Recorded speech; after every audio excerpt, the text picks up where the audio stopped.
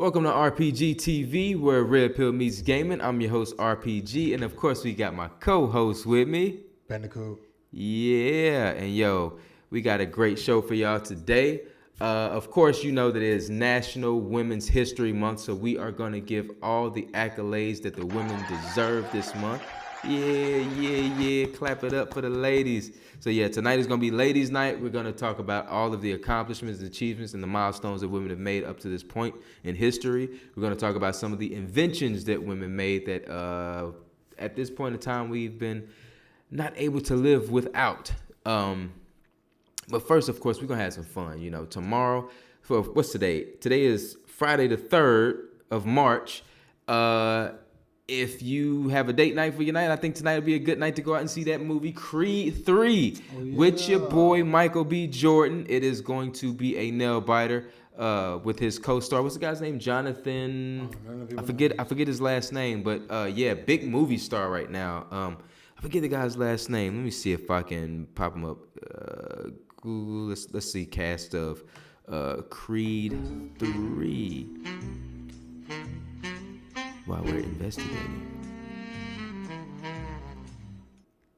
All right, so the cast is they're saying Sylvester Stallone is taking part. I know Ryan Coogler took over the. I don't think Sylvester Stallone is in this one at all. Yeah, they said they got him as a producer credit, but I don't think that he's actually in this one. He stepped out of. But yeah, Jonathan Majors.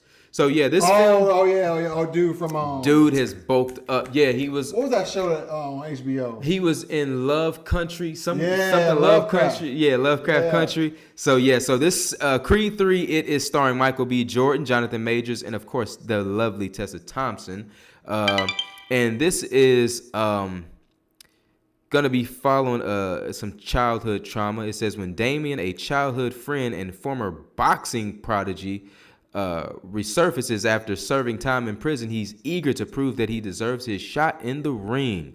So yeah, that's gonna be a nice movie to check out if you got a little lovely date night with your little hot little something representing this national. Starting off with the National Women's History Month, that'd be a great thing to go check out. But in more fighting news, we got to get into it, guys. Now y'all know that Johnny Bones Jones is making his triumphant return to the octagon in UFC. And he is making his debut in no longer the light heavyweight division. He has stepped his game up to the big boys. Oh, yeah. He is in the heavyweight division with his first bout, and I believe this is a championship bout, against Cyril Gaines. First fight in, he's already fighting for the belt? That's what they should. Is it an interim or like Dana White had the belt in between both of them, and I'm gonna have to. Of course, I'm gonna pull up some clips so we can take a look at it. What? But yeah, so I want to analyze because we don't know. That's right, because your boy he vacated and Gunham vacated the title. Yeah, so it's just open. Yeah. Okay, so damn, that's lame. Yeah, so yeah, man, this is gonna be a good fight, man, because I want to see if he's gonna suffer from ring rust, if he's been, if he studied his opponent to the level that he should, because we don't really know much about Cyril Gaines. I mean, we do know that he's a formidable opponent, but we're gonna look at some video clips and analyze this guy's fight. Bones is slick, bro. Yeah, Bones is slick, and he's deceptive.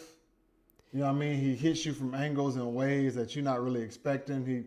He does that little fake when he'll turn and look like he's getting ready to walk off and turn and punch you at the last second. I mean, he's sneaky. I'm excited about this, man. He's sneaky. So yeah, let's get into some clips. Let's get into some of these clips and see what Johnny Bone Jones says about his new opponent. Let's also look at the weigh-ins and take a look at what Cyril Gaines has to offer in this bout. All right, guys, so let's look at the weigh-ins. We got a little YouTube video here that we want to check out. Here we go, ladies and gentlemen, for the heavyweight championship of the world. Introducing Cyril Gaines. Oh, yeah. And they were very popular, too, at the time. Oh, I said I butchered his name. I said Cyril Gain. It's gone. Official weight, That's a big- 247.5. 247. He actually came in lower than John Jones. How much bone was it? 248. And his opponent, the From what I former watched earlier. UFC light heavyweight champion, the return of the GOAT, Johnny Bones Jones. Yo, I am super excited about this. Nah, he got a little hair on the top. Damn, the camera guy sucks.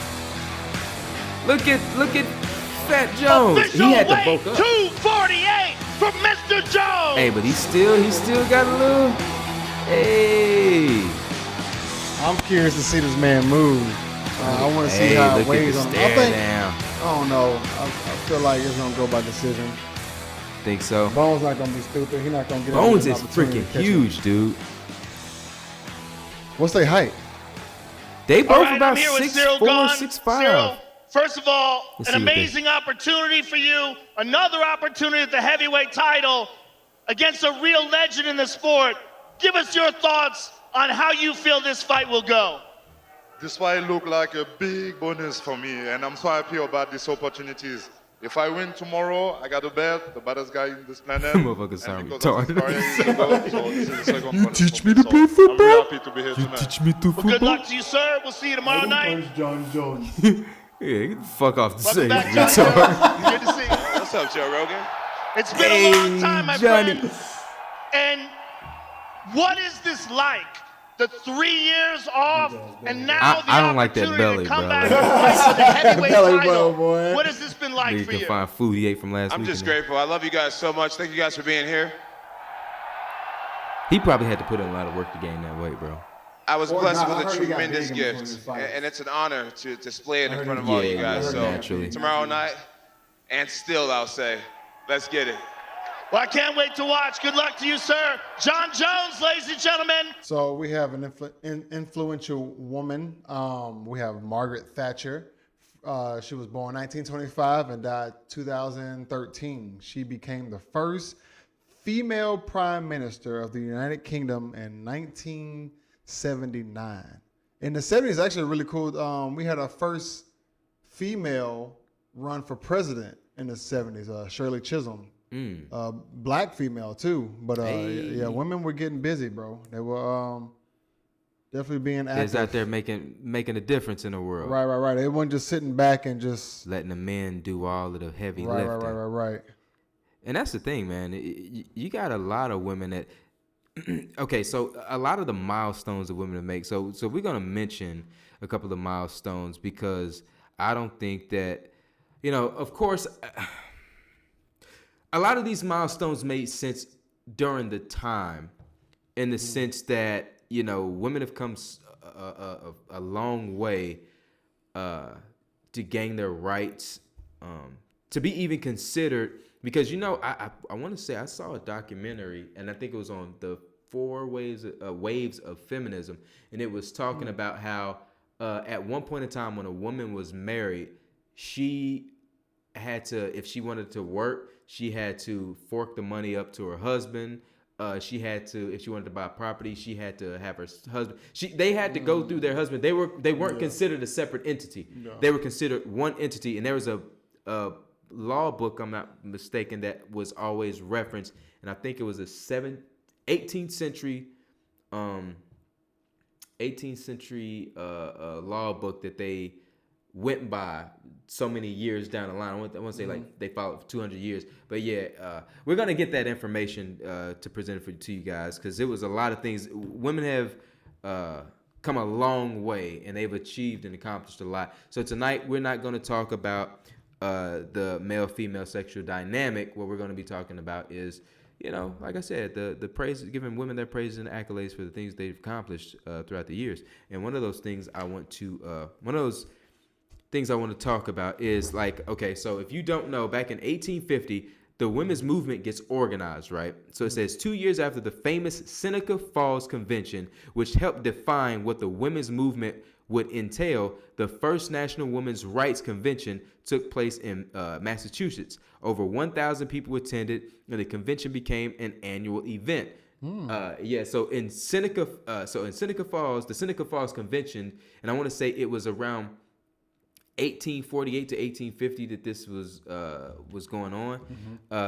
Women really wanted to fight for their rights socially, politically, economically, and they took to Seneca Falls and they had a convention to discuss some of those things. In 1893, states began to grant women the right to vote. Women's suffrage, baby. Yeah. So wait, time out. I thought that didn't happen to the weenies. So, well, here's... So in some places women can vote? So, this stat, or this particular fact here, it says Colorado becomes the first state to adopt an amendment granting women the right to vote. Utah and Idaho followed in 1896. In 1910, Washington State jumped on board, along with California in 1911, and Kansas, Oregon, and Arizona in 1912. So there was no set time that the suffrage movement was happening. It was happening independently. Independently. So gradually. Right. So now, 1903, a union is formed for working women. The National Women's Trade Union League was formed to assist in the organization of women wage workers into trade unions, and thereby to help them secure conditions necessary for healthful and efficient work, and to obtain a just reward for such work.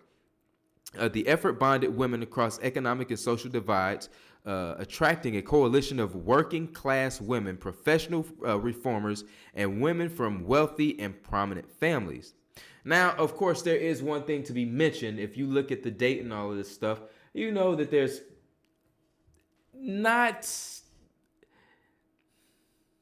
segregation, motherfucker. So at this point in time, they're probably granting mostly Caucasian women these rights and things like that. Only Caucasian women. Only Caucasian women. So am I, not to mess you off your game, but let me interject and just, in U.S. history class, we're watching the gradual change from only pretty much landowners can vote, who was, you know what I'm saying? Yeah. Some states, there were free blacks that were voting, but eventually they changed the language to make it that only black man could vote. Yeah. And then only white man could, black man couldn't vote. And then because it says you had to be a landowner, a lot of times women who had husbands who died were landowners. They would take on the property because they were married. And they were showing up voting, and they were like, wait a minute, we don't want this happening. So they changed the language to make it that only white man could vote, and eventually over time it'd be all white men, and eventually extended to white women, and eventually everybody else. I thought that black men had the right to vote before white women. I know white women there was places like states where black people were free blacks were voting, but it wasn't like a nationwide thing. Right. You know what I mean? Yeah, it happened in mass a lot later. Okay. So let's see. It says in 1916, women gained access to birth control. Now, like I said before, you said what? 1916, women gained access to birth control. Just access. Early? So, like I said, we're talking about the many milestones that women have made throughout the years. Now,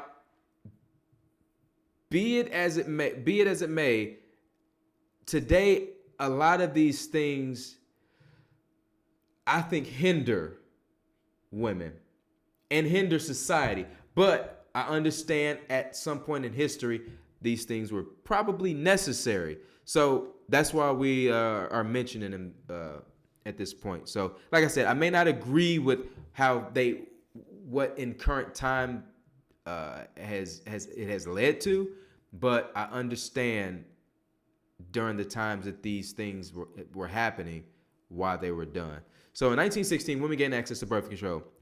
As a nurse in immigrant communities, Margaret Sanger met many women who experienced multiple childbirths, miscarriages, and self-induced abortions because they lacked the proper information about how to avoid unwanted pregnancy. She decided to take matters into her own hands, opening up the first family planning Planned Parenthood, family planning and birth control clinic in Brooklyn, New York. While she faced initial challenges with this first clinic, her idea eventually evolved into Planned Parenthood. Now, like I said, I don't agree with a lot of the history. I understand that we are where we are for whatever reason. But you people that know Margaret Sanger's history, you know what this bitch did. Yeah, she ain't all, I'm going to, because I don't like to just say shit without proving. So I'm going to show you the ugliness of this Planned Parenthood shit. But because it's women's history. I was about to say, I don't want it to overshadow. Right. I don't want people to think that I have an unnecessary disdain for that name, Margaret Sanger. I'm pretty sure any educated person knows, and if somebody doesn't know, then they should probably be pausing the video and go and look it up. Right, yeah, and that's fair. So, 1920, the 19th Amendment becomes law. This is where Congress finally ratified the 19th Amendment in 1920, granting women across the United States the right to vote and moving one step closer toward equality for women. Yeah! Pyaw! Equality, great.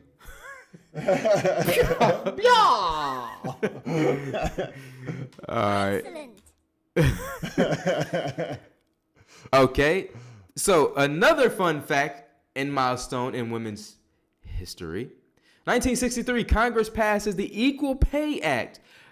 President John F. Kennedy appointed Eleanor Roosevelt chairwoman of the President's Commission on the Status of Women in 1961, and a report published by the commission in 1963 found substantial discrimination against women in the workplace.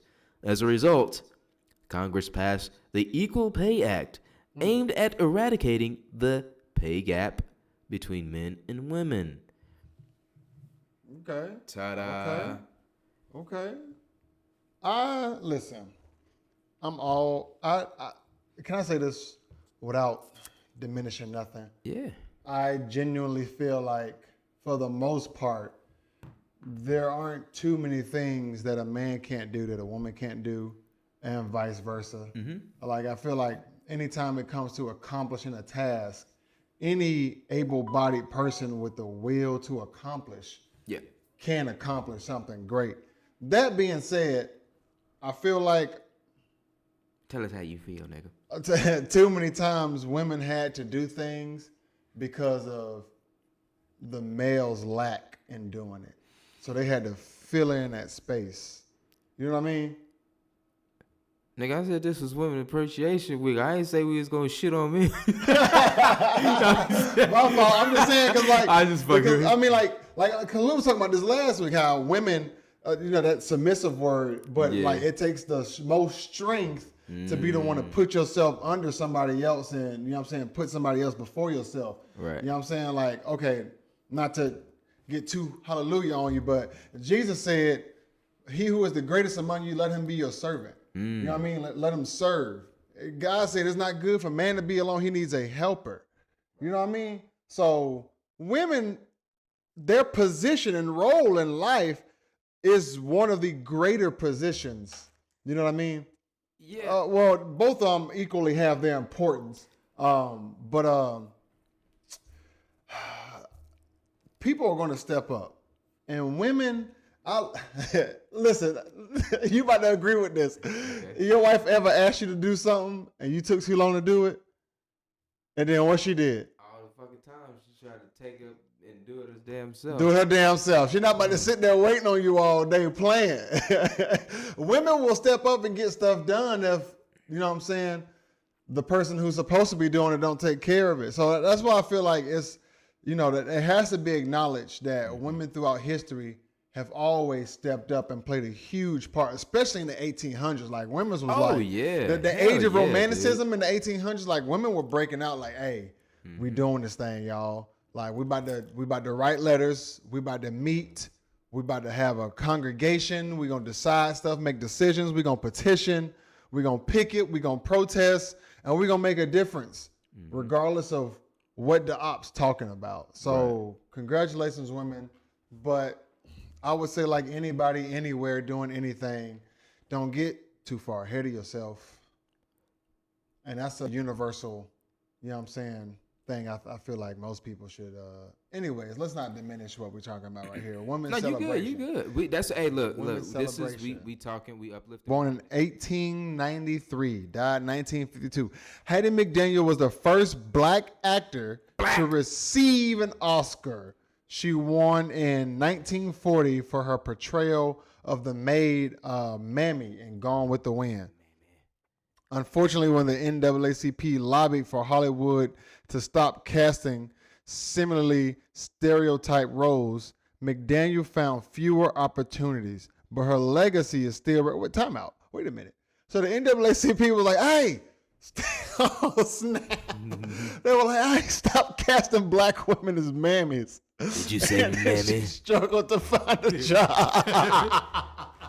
Well, if you're not gonna play mammy, nigger, I don't know what we're gonna do. Right. You're not gonna play mammy? You don't want to be mammy. How about a nanny, nigger? Oh, No? my God. Well, then we don't have any work for you. We don't have any work There's for not you. much that you can do. I'm sorry. Come on, NAACP, man. Come on, NAACP. I got something for y'all. I understand you trying to make a difference in the world, but niggas got to get this paper. You feel me? Don't be blocking my roles. Hattie McDaniel could have got 2 more Oscars. Let me stop being a hater, bro. Let me stop being a hater. I can't believe that happened, though. All right. So, in 1972, Title IX brings equal opportunity to education. Title IX. Title IX, now known as the Patsy Mink Equal Opportunity in Education Act, was authored by Senator Birch Bay of Indiana, my hometown, nigga. Indiana. It brought greater educational opportunities to women. The 1964 Civil Rights Act included gender equality, but it left out public education. Title IX had an especially significant impact on American sports because it required high schools and colleges to provide equal opportunities for female athletes. The landmark legislation is credited with greatly increasing the participation of young women in sports. That's why it's so important for you transgenders not to take on women's sports. Oh, wait, can we time out? That I would love to talk about that. Not right now, though. Yeah. We're not gonna get into that debacle, but I'm gonna just go ahead and at least say it now for anybody listen. I think trans should have their own category. A natural born man should not compete with a natural born woman. that's right. I think if there's going to be trans men need to have their own category. Trans women should have their own category. You know what I mean? Because typically in a lot of these trans sports, you don't never see a trans woman, you know what I mean? A woman who became a man compete with men. Yeah. You always see They always go dudes to who become females. women competing with women. Yeah, you know what I mean? That ain't cool, bro. And it's diminishing, you know what I'm saying, the nature. But Absolutely. let's keep on with the praise work. All right. So in 2013, ban on women in combat is lifted. Defense Secretary Leon, Wait, what year? This is 2013. 2013. Yeah, Defense Secretary Leon Panetta petitioned the I remember him. petitioned the Joint Chiefs of Staff to reverse a 1994 rule that prevented women from serving in combat. The result, an announcement from Chairman General Martin Dempsey that said the time has come to rescind the direct combat exclusion rule for women and to eliminate all unnecessary gender-based barriers to service. Like I said, This is a stupid. lot of the things that a lot of these milestones I do not agree with. I think they're detrimental to the progress of America, especially when it comes to combat and service in combat. I don't agree with it. But if this is something that women fought for, then by God, get your ass out there and fight. The truth is, I feel like that's okay. If someone has proven the ability to do something on par with standards. You know what I'm saying? Go ahead. Then by all means, let them do what they're capable of doing. However, if the bar is here and you lower it to accommodate some sort of feel good or all inclusiveness, then we're shooting ourselves in the fucking foot. We cannot have that. Here's the more obvious reason why I think that is not too great of an idea. Women in combat. Combat usually causing you to be out in the wilderness, hiking through the woods, sleeping in the woods, doing a hoo-ha thing, right? And women can go through their cycle. They can get pregnant. Man. You know what I'm saying? Like, Animals I pick remember up when I scents and first shit realized like that women were becoming tankers, and I met a guy and I was asking his opinion about it, about how he felt, women becoming tankers, and he was like, "It's stupid because as soon as they get a deployment announced, all of a sudden all these motherfuckers start popping up pregnant, and they can't go to the, they can't deploy now. So now their combat strength was dropping by like half." Damn. Because these motherfuckers is out there getting pregnant on purpose. Damn. To avoid deployments.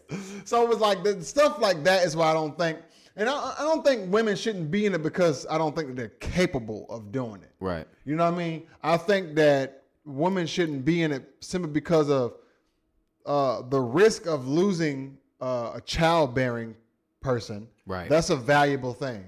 Like women, y'all are valuable. Y'all are highly valuable because it can take one dude, but that one dude, all he can ever do is produce semen. He can never have a child. You know what I mean? Like he can never have a child. And I don't want to hear about this getting a uterus transplant BS. I don't want to hear it, bro. Only women can have children. That's right. All right. So I don't feel like they need to be in combat. No. At least not in like large numbers. If you got like the cream of the crop and they doing their thing, chicken wing, then let them do their thing. But I don't feel like the numbers of women in combat.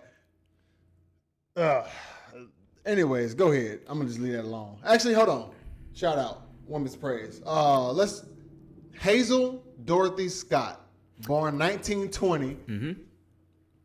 Died 1981. She's a Trinidadian jazz singer, and she was a legend for her ability to play two pianos at the same time. Alicia Keys even paid her homage by doing the same thing in the 2019 Grammys. So You know what she I'm saying? knew about it. Oh, okay. Oh, yes. Hazel Dorothy Scott was a musical genius. I mean, talk about, she was born 1920. It was like, man, like that's the beginning of the Black Renaissance era. You know what I mean? Yeah. So it seems as if she was just born to do it. So lots of great accomplishments, from women in the early days. Let's not forget them. Let's not let their names just disappear in history and time. And here's the thing. Here's the thing that I want to separate from women of yesteryear versus women of today. Today, it seems like they reap all of the benefits that the women of yesteryear worked so hard for, but they're claiming to be deserving of praise and respect when They ain't done a that. lot of the women today have not done the hard work that it has taken the women of yesteryear to bring to fruition. There were so many things that here's one invention that I have to bring up, right? And for all you carpenters out there, if you've ever picked up a circular saw, right? Now this is me and you are carpenters. We've picked up circular saws numerous amount of times. And not once did I know that Tabitha Babbitt, Wow, Tabitha. 1812. 1812? Listen, check this out. While living in a Shaker community, working as a weaver, Babbitt watched people struggling to cut wood with a pit saw, which required two users, and I guess that's the joke of that. Oh, and they be back and forth. Yeah, required two users and only cut in one direction. Determined to help, she attached a circular blade to her spinning wheel and invented the much more efficient circular saw. Tabitha Babbitt. So check this out. Here's another little fun fact about women inventors. Did you guys know that Nancy Johnson in 1843 came up with the ice cream maker? Johnson had her priorities straight before freezers were even invented. She created a double-cylinder hand-crank ice cream machine. It could create 2 flavors that are frozen at the same time but separately. It was hand cranked. Hand cranked. Nancy Johnson. That sounds like a black woman. Nancy Johnson, do your thing, dog. I don't know if she's black or not, but yeah, ain't no pictures. But I believe that name is Negro. I don't know. Nancy. Nancy, because that Johnson, I don't know, but back in 1843, that's anybody could have been that name. I don't know. They ain't got no pictures, so I'm just guessing. Maybe I should look it up. Here's something pretty cool right here. So do you guys, I don't know if you guys ever seen the movie Hidden Figures, but I believe that this kind of ties into that, the women with the science and space program. The black lady. Yeah. Yeah. So this fun fact here is Ada Lovelace. I don't know if this ties into that. It just made me think of the movie. I'm not relating that to that. But Ada Lovelace came up with the computer algorithm in 1843. So check this out. While translating the notes of mathematics, Professor Charles Babbage, for his theoretical invention, the analytical engine, Lovelace added her own notes, tripling the original text, and is credited with writing the world's first computer algorithm. Wow. Hand for the ladies there. Excellent. Yeah. So, it's evident that women, when they're, and I think what's the saying? I forget what the saying is, but it's gainfully employed? What are you looking for right now? Huh? Gainfully employed? No. But no offense. I'm sorry. The mother of what did they say? What they say the mother of invention was? Oh, necessity. Necessity is the mother of invention. So, out of need, people are able to create, and I think that ability to create is not biased in whether it be a male or female. It's evident that with a lot of the accomplishments that women have made, that they are not inadequate and they are just as intelligent as a man. But as a guy in modern society, I do understand that there are some things that we just don't want to see women partake in.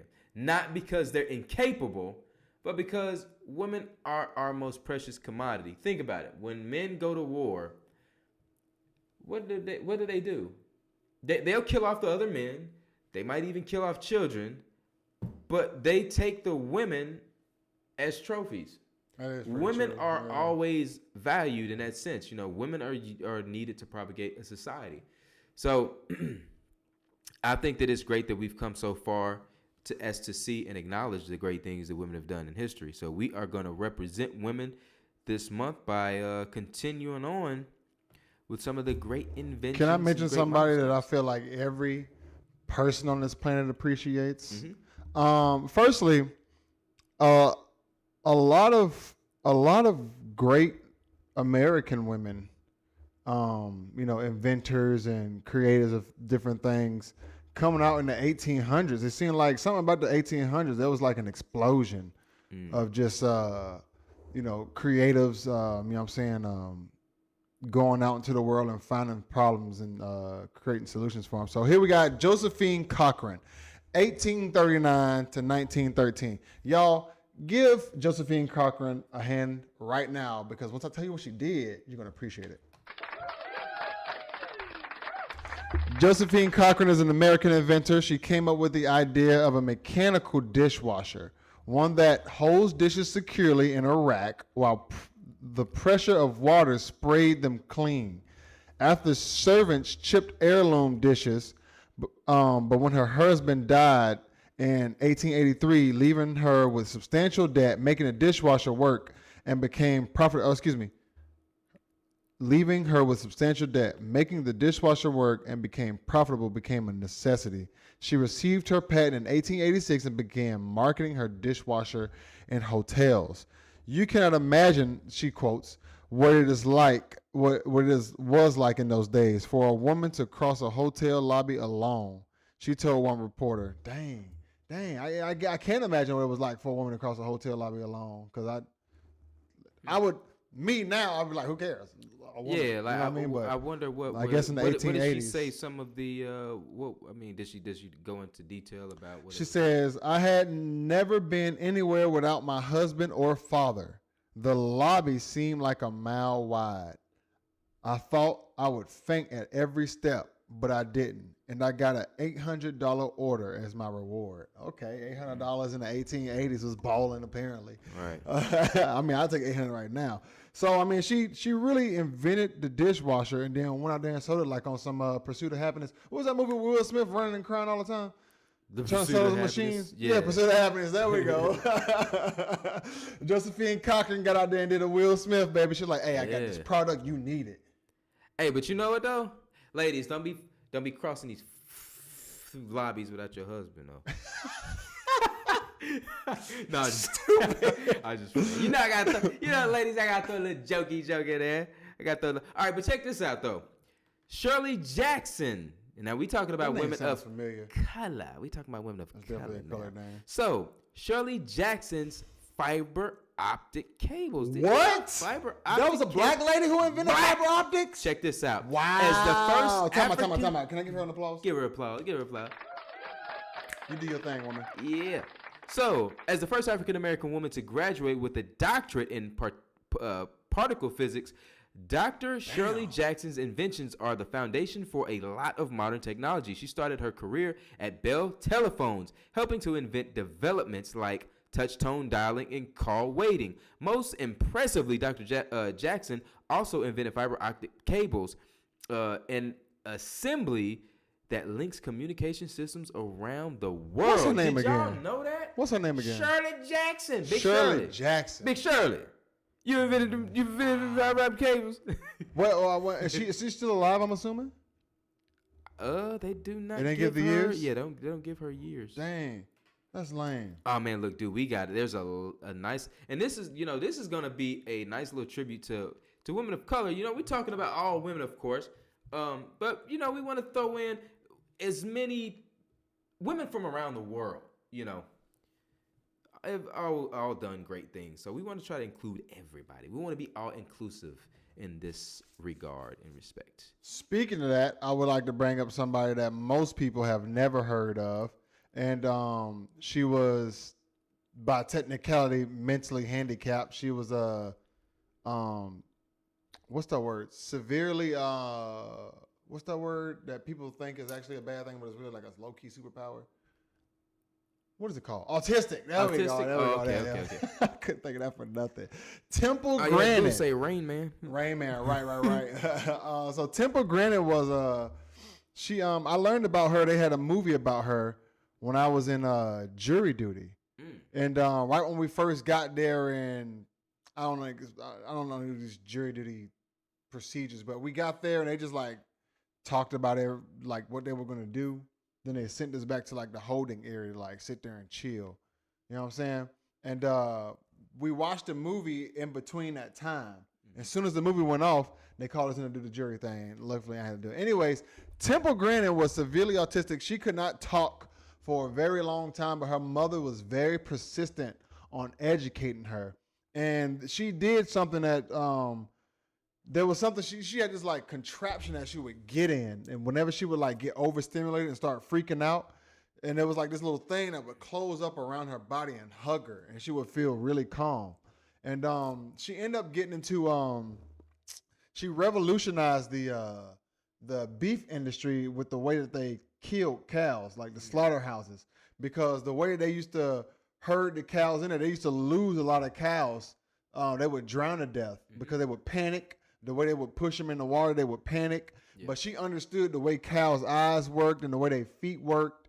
And she made it so that the whole system ran smoothly and they weren't losing, you know what I'm saying, a certain amount of livestock. And also her biggest contributions is the moment that a cow got killed, it wasn't afraid, it wasn't panicked, it wasn't scared. It was calm and relaxed, and it died without even knowing. You know what I mean? So Temple Grandin, shout out to Temple Grandin. Shout out to autism awareness. Don't count out people because they're autistic. I know they might be hard to deal with sometimes, but honestly, all of us are hard to deal with sometimes. Oh, hell yeah. Yeah, that's most definitely. That's most definitely. I actually had one of my brothers was, my brother's autistic. My brother Angelo. He was, Angelo, yes, my cool, brother, my stepbrother, his name was Angelo. He's autistic. So yeah, man. They're very capable of doing great things. Right, don't count them out. Don't count nobody out at all, because everyone is wonderfully and fearfully made and capable of accomplishing great things. It all depends on their work ethic. Oh, yeah. You know what I mean? You say ethnic, nigga, or ethic? I think I said worth. Time out, wait, I have to have something for that. Yeah. I think I did say worth ethic. No, ethic is right. I think you said ethnic. The cameras will tell the truth. Okay. Now check this little cool fun fact out. Lights they burning me. Anne Tsukamoto's stem cell isolation. Dr. Anne Tsukamoto, that sounds Japanese, is celebrated for her research in 12 patents that have furthered the understanding of the circulatory system of cancer patients. Her inventions, such as stem cell isolation, inch us closer to the cure that we've ever been. Closer to the cure that we've ever been. Cure of what? I guess for cancer patients and things of that nature. So Dr. Tsukamoto has a PhD in immunology and macrobiology. So yeah, it's her 12 patents that have furthered the understanding of circulatory systems of cancer patients. All I'm gonna say is Dr. Sebi was healing people with cancer by just changing their diets. The government tried to sue him in the 80s for claiming he could cure cancer and lost. So the cure to cancer is not that great of a mystery, people. It's just that there are people who don't want you to know that. What they say there was in the mucus. It's in the mucus. You got to get rid of the mucus. Is that what he's used to say? Yeah, he's talk about some mucus a lot. But his biggest thing is just like eating the right foods. That's the like 98% of it is eating the right foods and drinking good water. So, let's see if you knew this. Flossie Wong Stahl's HIV test and molecular knife. Dr. Flossie Wong Stahl, I hope I'm not butchering that. Let me see this name. I have to see this. Flossie Wong Stahl. Yeah. Dr. Flossie Wong Stahl found her love for science while attending primary school in Hong Kong. See, we are all inclusive here. We don't care where you're from. If you did something great as a lady, we're going to talk about it. She was the first woman in her family to ever work outside of the home, but her parents were very supportive of her educational pursuits. Wong Stahl is heralded for her postdoctoral breakthrough work with Robert Gallo at the National Cancer Institute, where she began her research into retroviruses. In only 2 years, she became the first researcher to clone HIV and completed genetic mapping of the virus. This work made it possible to develop HIV tests. Did you know that an Asian woman was responsible for that? Okay, Flossie. Yeah, she's flossing. She's up there flossing, cuz. Yeah. Hey, let's just add some diversity in here. Shout out to the Muslim women. Born in 1985, we have Ibtihaj. I hope I'm saying your name right, sis. Ibtihaj Muhammad. She is a fencing champion and became the first Muslim woman to represent the U.S. in the Olympics. And she actually won a bronze medal and was the first Olympian to wear a hijab. Hijab. So shout out to the Muslim women breaking barriers, competing and sticking true to their roots and rocking the hijabs, you know what I'm saying, wherever they at. I actually seen like some Muslim swim team girls You know what I'm saying? With like the hijab swimwear. Pretty cool. So So they've been able to represent their they've been culture represented. while Exactly. At more having the levels. fluidity to do other things outside of it. That's pretty cool. So valid. shout out to Miss Muhammad. Shout out to fencing. I don't know if y'all ever watched Olympic fencing. It is so exhilarating. Oh, It's I don't think I've very ever exciting to watch Olympics fencing, man. Dope. Let's see. I think I got some other fun facts on here. So, check this out.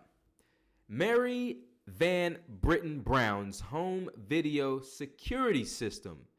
Black women protect everyone. Mary Van Britton Brown, a nurse from Jamaica, Queens, New York, was the literal example of that fact. Because of her late schedule, coupled with the odd hours of her electronics technician husband, Albert Brown, she wanted to develop a way to see who was at her door when she was home alone. Together, the two invented the video home security system in 1966. The couple's patent was granted in 1969. So shout out to Miss Mary Van Britton Brown and her husband, Albert Brown. We have the security system because of them. Yeah. That's big though. Having security, that's big. Security. Shut up, man. I wanted to shout out from the science side of the house, Marie Curie. If I'm not mistaken, that's how you say her name right. She was born in 1867, died in 1934. Not only was French and Polish physicist and chemist, she was the first woman to win a Nobel Peace Prize. But she also won the award twice, and is the only woman to do that also. So she was the first woman to ever win a Nobel Peace Prize, and is the only woman to ever win it twice. She discovered elements like radium and polonium, and her and her husband actually were both physicists together, and they discovered radioactivity. And she also created portable X-ray machines and used them to treat soldiers on the front lines of World War I. Marie Curie was treating soldiers in the First Great War with her science skills.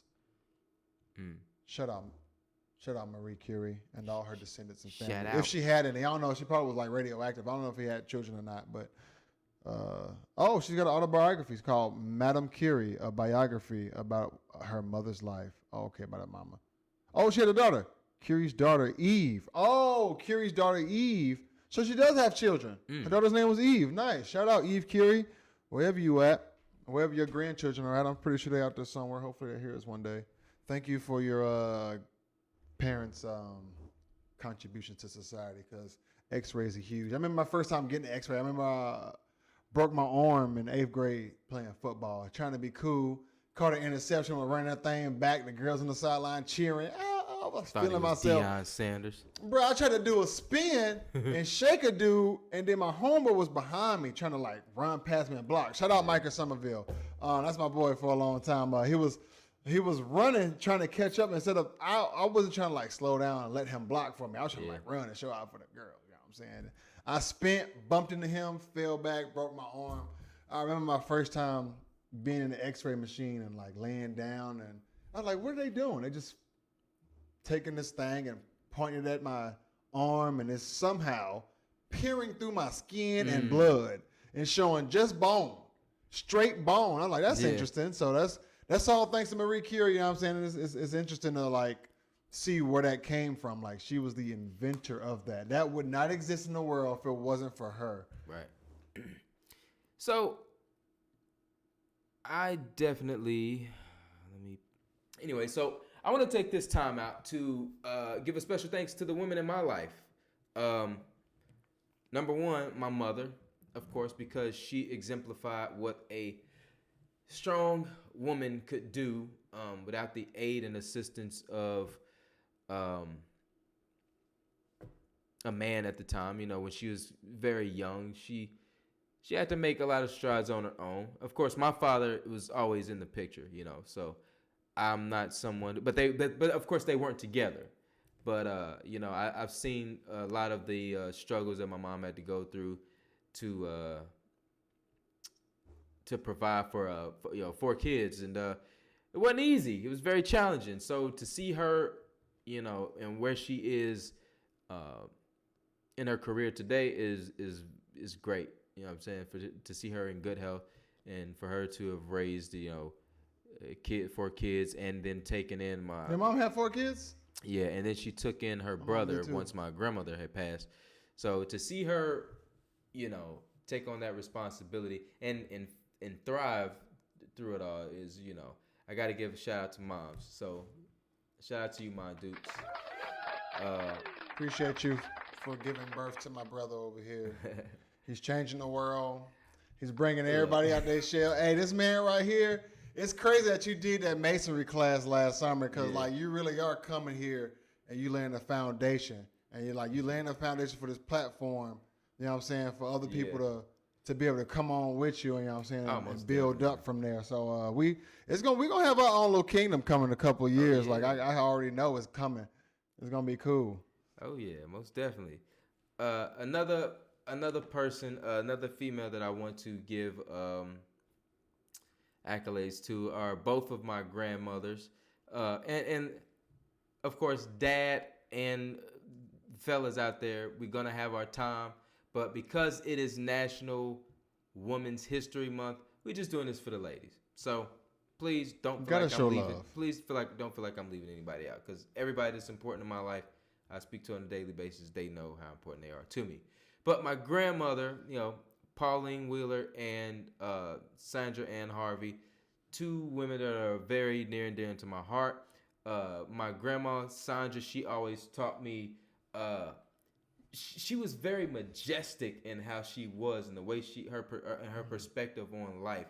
It was almost like she was deep into like the stars and how, you know, ancient people navigated through the stars and how they used them to do. She was just deep on a whole different level, and how today astrology is about, you know, I'm a Leo, and it was, for her, it was something different. It was more connected to the ancients. So she was a very spiritual woman in that sense.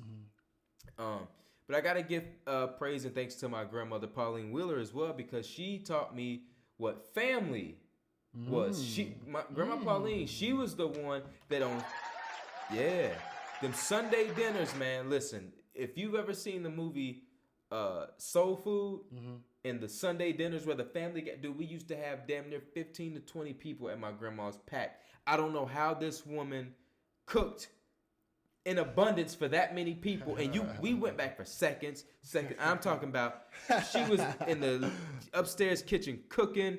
The kids were out in the backyard playing. Did you say upstairs kitchen? Yeah, upstairs kitchen cooking. My dad and them would be downstairs on the grill. All the boys would be playing football. We had old school music going. It was just great times on Fridays and Sundays, man. So she taught me that. And I got to give a special thanks to my wife, of course, because she is bringing in the next generation of me and my last name. She holds me down. So I hope this podcast thing blows up so I could show her, you know, the love and respect that she deserves. So I'm gonna keep striving. We gonna keep doing this thing. You know, you got anybody you want to shout out? Bro, listen. First of all, shout out to all the women who gave birth to you. Thank you, women. Y'all don't know what y'all created, but I am blessed to sit next to this dude and call him my brother. Honestly, are both your grandmas alive? No, they've both of them passed. Okay. Yeah. I was just trying to see. Both of my grandparents passed. My grandma died in 2015 when I moved here to Columbus. But my mom's mom died way before I was even born. She died in '86 from breast cancer. But shout out to my mom, Sylvia Hawkins, Sylvia Austin. She's married now. Her maiden name. She was Hawkins first, and she got married to my stepdad, Melvin Austin. Shout out Melvin Austin. Melvin Murtis. That's my dog right there. But my mom, single mother for 4 kids for a long time. Actually, funny thing is, my mom and stepdad got married on my 13th birthday. In 2003, my birthday landed on an Easter Sunday, and my mom just saw the calendar and was like, "Oh, I want to get married on Easter Sunday." It just so happened that was April 20th that year. So I'm kind of like disgruntled every time. Every time they call me to me happy birthday, I'm like, yeah, happy anniversary. You know what I mean? Like, I kind of roll my eyes. Like, I couldn't have one day to myself. Y'all had to get married on my birthday. Jeez. Cut all my individuality out. But my mom is a huge reason to why I am who I am today. I love Daytona Beach. I love my hometown where I'm from. I get stuck every time I go back to Daytona. I don't want to leave. However, my mom's the kind of person where she is a very exploring type of person. She doesn't want to just sit down in the same place and not move around. Like, she wants to get out and see new things. And because of that, she left Daytona Beach, Florida, and moved to Charlotte, North Carolina after my second grade school year. So I got to see life from two different perspectives, you know what I'm saying, at an early age, but I'm so grateful of because a lot of people don't never actually get to experience a community outside of the community that they grew up in. Right. You know what I mean? And it's instrumental to your brain development to be challenged from different angles and to see perspectives from different angles. If you grow up always looking at something from one perspective, you get kind of narrow-minded. So very grateful to my mom for that, because there's no telling how different I would be had I stayed in one environment my whole life. You know what I mean? Shout out to my grandmas, you know what I mean? Both of them passed, you know what I'm saying? Liberta Hawkins. Cool thing is, my grandma, I didn't even notice until like a month ago, but my mom's mom is a Taurus. Her birthday is 9 days after mine, April 29th. You know what I mean? And I just think that's really cool, and also her husband, my mom's dad, Joe Hawkins, was a Taurus also. He was a May Taurus though. So I got a lot of Taurus in me from my mom's side. But my grandma is actually, like, I'm pretty sure everybody see, like, I got like beads and stuff, like I make jewelry. My grandma was like renowned for that. Like, she was known for her jewelry making. And I didn't notice, my dad was telling me, after he seen me like making jewelry, he goes, "Reg, you know where you get that from, right?" And I'm like, this is after like 2 years after I had been making jewelry. Mm-hmm. He goes, "You know where you get that from, right?" I'm like, "I don't know, but I'm pretty sure you better tell me." He's like, "Your grandma was in the newspaper all over Florida. We used to travel the country to sell beads at these bead conventions, and we sold out everywhere we went." I was like, "What? That's freaking crazy." I was like, "What?" And this is things that I never knew about. Here I am just making beads, thinking I just happened to come across it. Turns out my grandma was known for this. And then my dad goes, I feel like he was flexing. So my dad is the youngest of three. Yeah. He goes, "You know who?" He was like, "Yeah, your grandma would come home with all these beads, these big old bags of beads that she would bring back from the Philippines, because she was a missionary." Oh, so really? They would give her beads. And she was like, she just had us, me, your uncle, and your Aunt Sharon. Shout out Auntie Sharon, I love you. She's the reason I love. Actually, pause. Shout out to Sharon Somerset. She is the reason I love Roses. She's the reason I love SOS Band.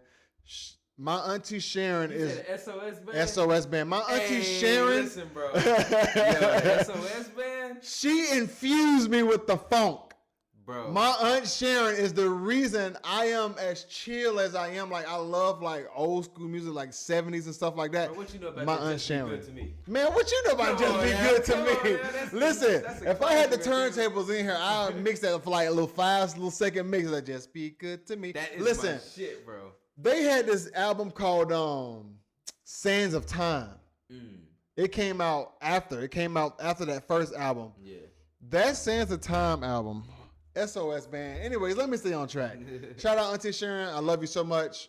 Shout out to my cousins, LJ, Justin, Sharonda. I love all y'all. But my Auntie Sharon is the reason she infused the funk in me from an early age. But anyways, my dad goes, "Yeah, it was me, your uncle, your Aunt Sharon." And we would have to like make patterns. Yeah. We would have to create a pattern, and then everybody else would make that pattern with, you know what I'm saying, different beads. And my dad goes, "You know who was the best one at making patterns?" I said, "Who, Pops?" He was like, "Me." I was the best. He was like, usually I would make a pattern first, Yeah. then everybody else would copy that pattern. You know what I'm saying? So when I make jewelry, it's so crazy when you start learning about where you came from. Yeah. Because me now as a man, I know myself. I know how to look at myself and assess myself. Right. So when I hear things about my parents and like certain situations that they went through and how they became the person that they are, and then they end up having me, and like all of that they went through is reflected in who I am and how I live my life.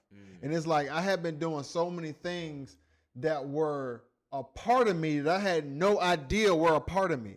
Right. You know what I mean? So shout out to another great woman in my life, my daughter April Copeland, April Naraya. April is the creative like me. Dot, she's very with her hands. She likes to create stuff. And she came home and said something the other day. She's like, Daddy, I want to start making clothes. And I was like, baby, do you know your grandma was a famous designer? Well, my grandma, your great grandma, my dad's mom, two things that she did other than being a missionary. She made jewelry, she made clothes. Making clothes was her number one thing, actually. Yeah. That was her actual profession. That's what it's great. It's fantastic you said that, because my grandmother Sandra, she, first and foremost, I don't know anybody today that uses a sewing machine at all. Yeah, me my neither. grandmother Sandra used to use the sewing machine. She would make full-on dresses. I would see her in there just sewing. Dude, she made dresses and she was amazing with it. But But you should get Roby and them into it. They'll probably pick it up easy. They probably pick it up. But you know, so when it comes to my daughters, Nairobi is the more,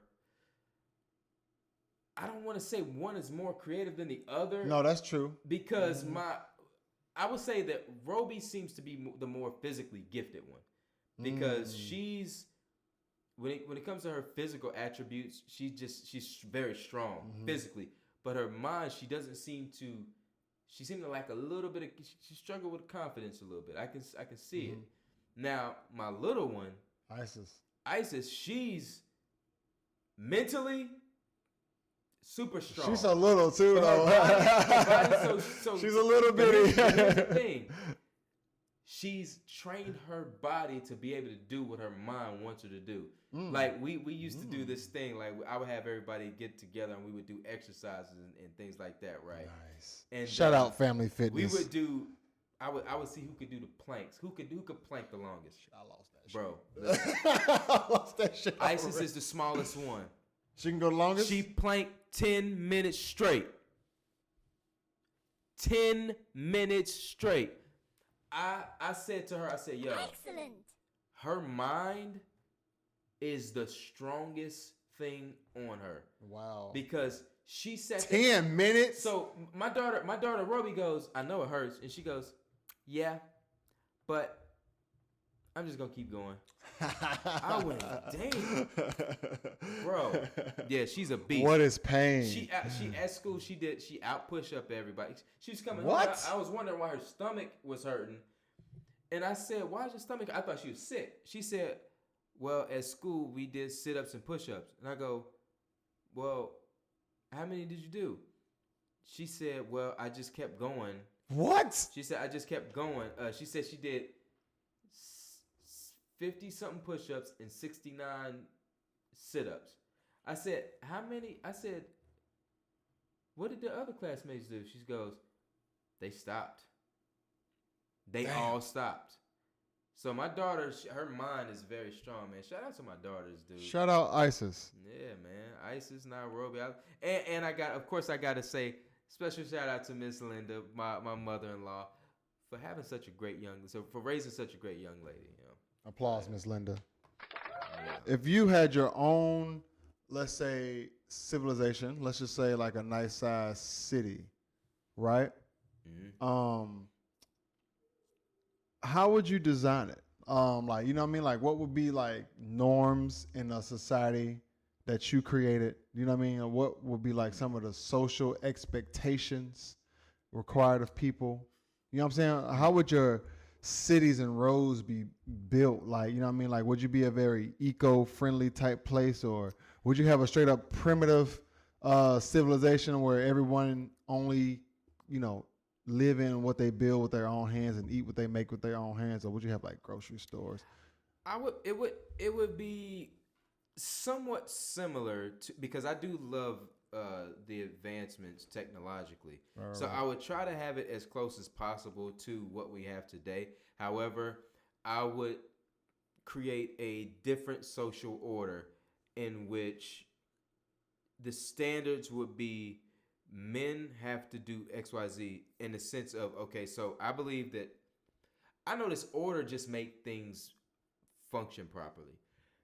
So what I would probably do is I would have it to where young boys, you get to have your freedom as just your free reign as a child from the time you're born up until about the age 12. Right. At the age of 12, I would bring it back to like the Romans type shit. Every boy, and let's just imagine this as a modern society. At age 12, every boy has to go out and learn, because I believe men should know how to do two things. At the age of 12, you should be bringing home your first game that you've gutted and learn how to do the proper things too, so that you could I agree with learn you. how to feed, or learn how to feed a family. Right. And the second thing every young man should know how to do is use his hands to build a home. Utilize that wood. So all boys, it would be mandatory that all boys hunt, know how to get your own food, and to know how to build. And I would make it to where, you know how they have like government assistance and stuff like that. Well, I don't want to speak too much on it because I don't really understand like taxes and all that shit. I would have it set up to where those young kids, they have to go to school. The curriculum, boys have to know at age 12 in high school, you have to know how to hunt. You have to hunt, and you have to know how to build. It will be part of the curriculum. Young women, on the other hand, they would have to learn how to garden. They would have to learn about agriculture, and they would have. So you would have skills imbued into the public education system to teach all your citizens certain skills to keep society going on. No so matter it'd be what. kind of self-sustaining, but at the same time, certain things would still have to be taxed, and the government would still have to, because we still have to continue to have a society going in tandem. So we can't just have people as individuals, just being individuals. Right. It would still be a capitalist society. I think capitalism works for some odd reason. If you are able to make things that you've imagined come to fruition, I think you should reap the benefits of that. But at the same time, I understand that you can't do things solo. You will be taxed. Just like capital gains, if you buy a house, fix it up, and flip it, you don't get 100% of that profit. 40% of that goes to the government. I wouldn't say 40%, it'd be 30. But still, because we would still need to, fund schooling. We'd have to. Right. Somebody got to maintain roads the and infrastructure. Something that I really overlooked, and I've been doing over this in U.S. history, because we're doing like right after they finally revolted and were like, we sick of you, Britain. We out of here. And then they started having to build their own country. And they started like testing all these different things. You know what I mean? Like the Articles of Confederation. The weak government, weak federal government with strong states. You know what I'm saying? Weak states with strong federal government. But certain things were necessary. And one of those things that I overlooked and didn't understand that the federal government was in control of is the postal service, especially in a time when the only way you communicated was by mail. Right. You know what I mean? Right. Well, now we do live in a time period where, we all order stuff still, but there has to be some entity that controls that, and they have to get paid, obviously. So I'm not against taxes at all. Go ahead. I want to keep hearing more your vision. No. You're actually on board with what I was saying, because it kind of ties into. Like you said, I'm not against taxes at all, but I would actually have it to where If the government says, "Hey, we're using your tax dollars to do XYZ," you get a fucking receipt at the end of the fiscal year. You get a receipt Yeah, I like to that. show where What they your doing. money has gone. You see these new bridges. You see these new roads. You see the new schools. This is where your money's going. I would have it set up like that. I would also have it set up to where when it comes to insurance and things like that, and of course it's just wishful thinking, but because I feel like a lot of these business are somewhat scams. Like when you think about insurance, right? Insurance is in case some shit don't happen. So in case some shit don't happen, your accident will be taken care of. But here's what bugs me right about insurance, whether it be medical, whether it be car, whatever. There's a fucking deductible. Why not there be a card? So all of the payments that you made throughout the years, it goes on this card. You are not allowed to use the card until there is a actual accident or incident. So right? it'd be like someone like a secured credit card, except for emergencies. So when something actually happens, when they go, "Oh, it's gonna be a $2,000 deductible," all right, swipe, because I've been paying you, motherfuckers. But instead, I'm paying you month to month to years, and I get in no accidents, right? Right. But then you tell me there's a deductible. I go, "Well, what nigga happened to all that fucking money I've been paying y'all? How about you take some of that shit and what the fuck? I've been paying you, and I gotta pay a $1,000 to $500 deductible on top of what I've been paying you. How about you take the money I've been paying you and fucking use that towards, that's how I would have it set up. But like I said, that's wishful thinking. But that's the little things about society. Corruption. Hey, listen, time out before you get off in that. That's you can because we've been waiting to do this nature of men segment for a while. We don't have to dive into that now, but it's almost sad to say you have to account for there being bad apples. Yeah. You know what I mean? What I would say is creating a society that cultivates the type of mindsets that would naturally weed that type of behavior out. You know what I mean? I feel like a lot of times culture is a very, very, very important thing because it establishes what's acceptable and what's not acceptable. And I feel like in our culture, we celebrate and tolerate a lot of toxic behavior. You know what I mean? Like how you was talking about how the American gangster is like praised, but all he does is rob and kill. Right. Like, why is that person praised? The pimps are praised because they get women. You know what I'm saying? So, but it's almost like it's strange because and I'm gonna tie this all in, but when you just this past week, Michael B. Jordan had basically brought up something of his past. There was this radio personality, the red carpet special for when they do the premiere of the films.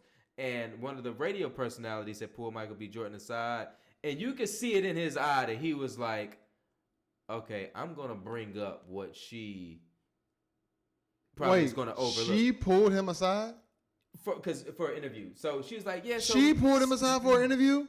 Yeah, because you know how they got the red carpet special and you got reporters all around. So of course, they're getting pulled in every which way to do little small short interviews, right? So I know what's coming up next. So here's he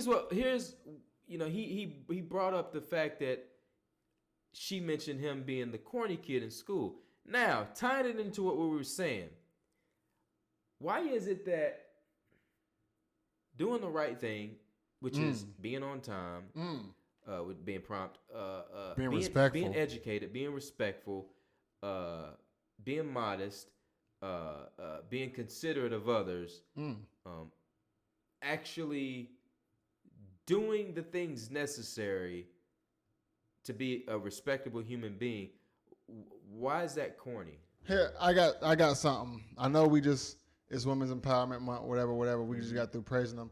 let me tell you something. I've noticed a trend in behavior, and that is for some reason when women are younger, they're kind of more rebellious naturally, and they like doing the opposite of what's good for them. You know what I mean? Like they like the bad boys, they like the gangsters and thugs, and then when they get older, that shit gets old, and then that like the corny dude starts being stepdaddies. Well, here's what I learned. And this is just a theory. And I'm glad we got here because this book that I've been reading, man. If you are into the dynamics, the intersexual or intersexual relations dealing with men and women. This book that I have just started reading, I just bought this today. It's on my Kindle. You read Kindle for real? Yeah. So this book is called The Evolution of Desire by Dr. David M. Buss. Great read because it ties into all of this and it talks about the truth of female and male dating strategies and how it's so far from the conventional mindset of what we thought we dating is to be, because we think that we've elevated. In this book it illustrates how we think that we've elevated beyond the primates, beyond the animal kingdom in our mate selection. But a lot of things are just as involuntary as the heartbeat. So yeah, it's so when we talk about women liking the bad boys, so women like, I don't want to say it's just an infatuation with this bad boy. It's more so an innate need to be protected. And who's more capable of protecting you than somebody that is a risk taker? Look, I am one of the most respectful people that most women will ever meet in their life. Now, you know me. I'm not violent as shit. You know what I'm saying? I mean, I'm low-key handicapped for real. But however, that does not mean I'm lacking anywhere when it comes to protecting. Right. Like, the average person will get dragged if I ever lost my temper and chose to be violent. The only person who's going to be able to stop me realistically is going to be somebody trained, who knows already how to fight and how to move. Right. Or somebody with a weapon. If you're an average Joe and you causing trouble, your ass is done. I'm dragging you. I'm putting you through the floor. I'm breaking, cracking, twisting, popping. Everything is coming off you. And I might just rob you for the hell of it. Just like the nigga in me would come out. But like, just because I'm respectful don't mean I lack the ability to protect. And I think that's what a lot of women take for granted, because you see that a lot of the nice guys who are very respectful and things like that, a lot of women try to push their bounds with these guys, and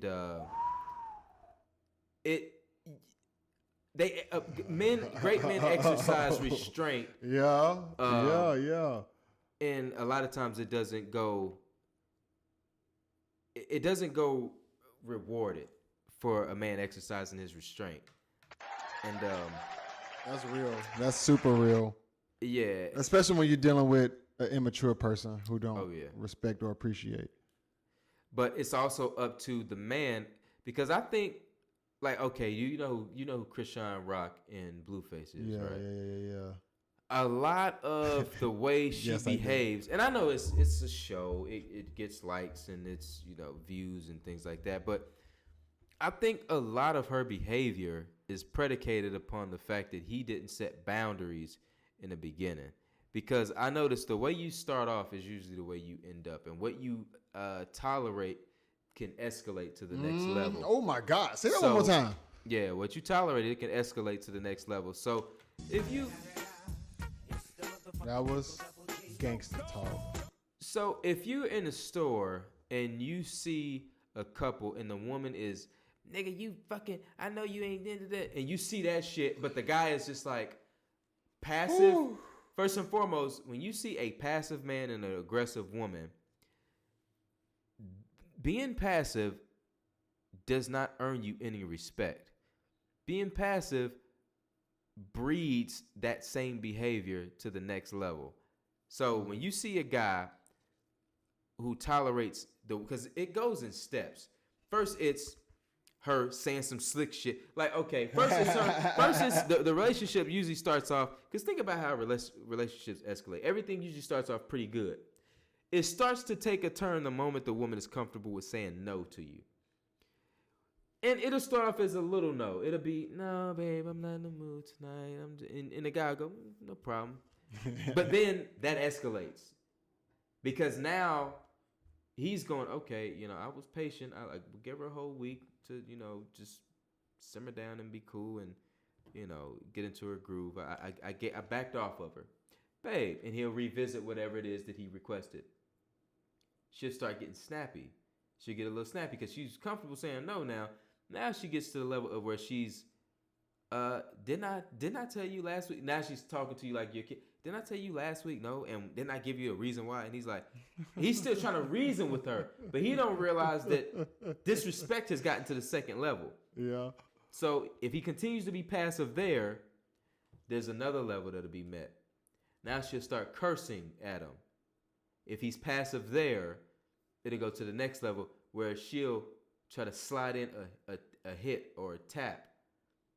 If he's passive there, it'll arguments in public, and it'll continue to escalate. So what men have to learn how to do when you deal with women of this caliber is set boundaries, have enough respect. And here's where it comes from. It stems from men not having enough respect for themselves and believing that this woman is the only woman that he can get. So he tolerates. Whoa! Time out. So I wish I had a bomb sound. Yeah, a man's what a man tolerates in a relationship is based on his lack or his self-esteem or lack thereof. That's not the sound I want to make. Please disregard that bullshit. I'm trying to find. Tickle me Elmo, tell you. I'm trying to find something that I don't know. Amazing. Okay. That was way too. I cannot wait to replay that back. Yeah, and watch that part. Let me. I wanted to say this though. Mm-hmm. Ideal model society for me. I love the idea of eco-friendly energy sources. Mm-hmm. I love the idea of homes that are built in harmony with their surrounding. That aren't what's that word? It's invasive to its surroundings. So I would love to see a place where it kind of like combines primitive living with futuristic technology, like kind of fused. You know what I mean? Like there's these things called earth ships. They're mainly out west where it's like a bunch of dirt. But these earth ships are 100% off the grid and 100% self-sustaining in the way that they heat themselves up, they collect water, and it recycles throughout the house, et cetera, et cetera. Like, I would love something like that where we have solar panels collecting energy at all times. And here's a quick science. I'm going to go a little deep real quick. Fourth phase of water. So most people know about liquid, water, gas, and then ice. But there's a fourth phase of water. And this fourth phase of water is freaking amazing because of its properties that it has and what it's able to do. You can create charge from water. You can charge electrical components with water. So if any of y'all watching and get a chance, Google the fourth phase of water. Tell me what you think about it. One of the advantages of the fourth phase of water is you can create endless flow of water. So if I'm not mistaken, that's how I think that's the purpose of like dams and things like that is to utilize water to be able to create like electricity and things like that. Yeah, I think that ties into that. And I'm not, physicist or anything like that. The thing about dams is that people don't realize is that they put pressure on fault lines. You see what I'm saying? That's something I learned like years later. Dams put pressure. That water building up, that water weighs.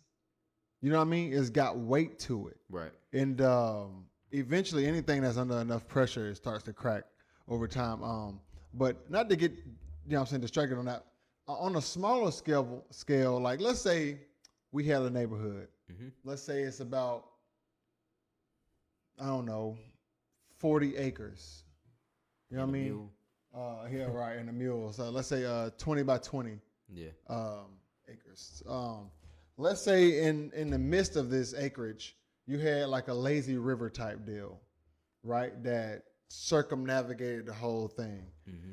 In that, you had little paddles in there that would like how the hydroelectric things work, how the water goes over and it rotates. Let's say it had like little paddles in there, and as the water flowed, these little paddles were constantly spinning and collecting the charge. Now with the fourth phase of water, if you take a tube, a certain type of metal tube, and you fill it with the water first and then put it in the water, it creates constant flow of water going out and coming in with not needing anything to propel it. Mm-hmm. It'll constantly keep going indefinitely, like a torus. Like it'll constantly keep going. So if you have this and you have this constant flow of self-perpetuating water that doesn't need to be pushed, and it's constantly hitting these paddles, and these paddles are constantly generating electricity. Here's another thing that people don't realize is when you add copper and magnetism into the equation, you can do a lot more with less charge. Copper, for one, coils amplify the charge. Right. Magnetism, you throw that word in there and it's like it's too much going on already now. So like and vice versa, they work vice versa. Like you can use magnets alone and get charged, and then charge create magnetic field. So it's so much. It's like technology is so crazy, bro. Nikola Tesla invented wireless electricity over 100 years ago. Over 100 years ago. The Tesla car was created by Nikola Tesla. Over 100 years ago using magnets. You see what I'm saying? So the technology for incredible things has always been there. Yeah. But, you see what I'm saying? See, I think the thing that prevents technology from being as advanced as it is an economy. Government? Oh, my fault. Economy. So an economy, things have to work in tandem. A lot of people, the reason, okay, so electric cars are here, right? Mm-hmm. But a lot of people will go, so if we got electric cars, then why the fuck we still got gas? Well, you got to think there's an economy that is dependent on that whole system. Mm-hmm. And if that crashes, then you got to, there's always some sort of reaction that'll be posed if something goes wrong with it. Because like I said, that's an entire economy. Mm-hmm. People go to war behind that shit. So you can't just have things just go obsolete overnight because it still has its place. I feel like that's absolutely correct. If you when we're talking about like modern day society and the powers that control modern day society, because they push certain things, and you know what I'm saying, that they want people to walk in. Like when they started urbanizing America, when people stopped living in rural areas in like the 50s and started moving into cities, living in suburbs, using refrigerators and microwaves, like they started giving us these things that they wanted us to do and to be, and as a result, we were slowly losing the ability to take care of ourselves because we started buying houses instead of building houses. You know what I'm saying? We started just getting microwaves instead of cooking food. I think it's their way of infiltrating into the. There's a clip I wanted to play, but I think it's their way of infiltrating into our space, and it started off with. I know this is Women's History Month, but it started off with getting women to work and women's liberation. So there's this clip by a man named Aaron Russo, and he sat down and he said he had a conversation with Nicholas Rockefeller. Nicholas Rockefeller asked him, "Do you know what the women's liberation was about?" And he goes, yeah, it was about liberating women, getting them to have equal rights and equal pay along with men, you know. And he goes, you're an idiot. Aaron Russo goes, I'm an idiot. Why am I an idiot? He goes, we, the Rockefeller Foundation, funded that. He said, it was a two-purpose idea. He goes, number one, we needed to tax more than half the population. So we needed women to go out there and work.